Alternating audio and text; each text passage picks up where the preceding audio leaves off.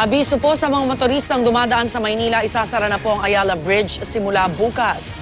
Ito'y para taasan at mas mapatibay pa ang tulay. May live report si Chino Gaston. Chino.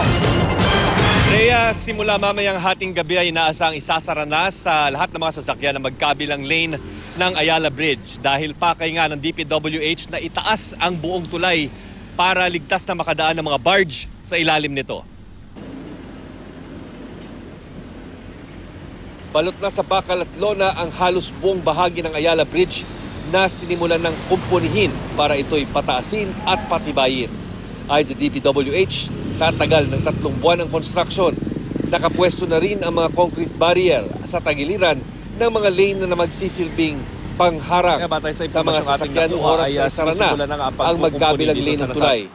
May mga nakapaskil ng schedule ng construction at mga tarpaulin na humihingi ng paumanhin sa inaasang matinding abala na aabutin ng mga motorista.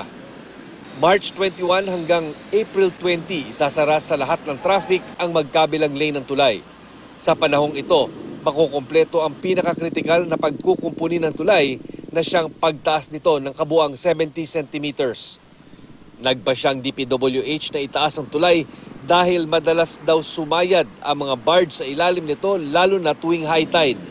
Inaasang magdudulot ng matinding traffic ang total closure ng tulay simula mamayang hating gabi.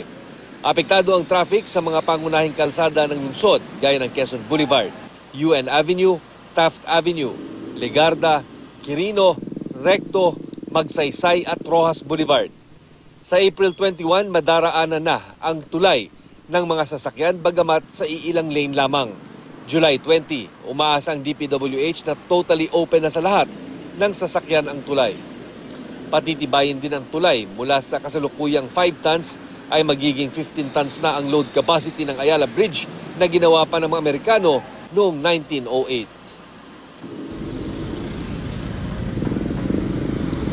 Kung wala rin kayong mga importanteng lakad dito, iwasan nyo yung lugar.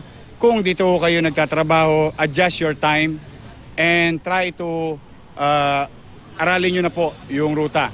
The rerouting will be posted in our social media account.